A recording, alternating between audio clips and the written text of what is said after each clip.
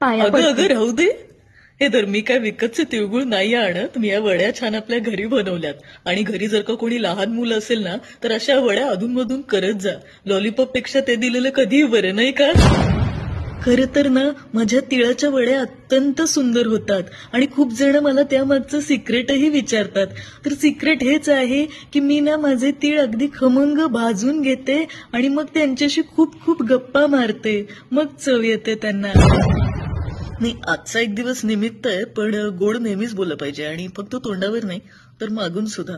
म्हणजे मनातले भाव तसे असले पाहिजेत तर त्याला काहीतरी अर्थ आहे. तिळगुळ देण्यालाही अर्थ आहे. सो जे काही करतोय आपण ते मनापासून असलं पाहिजे एवढंच मला वाटतं. मी सांगलीवरून तिळगुळवाडीचं एक पाकिट आणलेलं, ते कुठे गेलं? प्लीज बघ ना. हाय, तिळगुळ घ्या, गोड गोड बोला, मस्त राहा, मजा करा. काइट्स फेस्टिवल असेल तर तिथे पार्टिसिपेट करा, पण प्लीज प्लीज प्लीज चायनीज मांजा वापरू नका. It's not good for our environment. आणि बाकी काही नाही, मस्त राहा. Okay, bye. सो मला हे विचारायचं होतं की ही छोटी मुलं जे डबीतून तिळगुळ घेऊन फिरतायत दारोदारी आणि टेक स्वीट, टॉक स्वीट, बी स्वीट असं जे काही म्हणतायत, तर त्याचं काय करायचंय?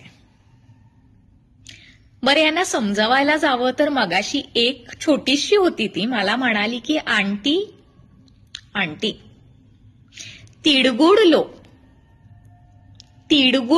और गोड गोड बोलो.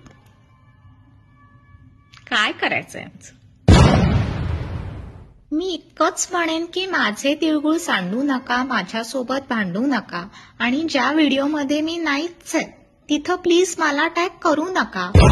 काय आहे ना, तिळगुळ घ्या आणि गोड गोड बोला असं म्हणणारे खूप असतात, पण तसं मनापासून वाटलं पाहिजे.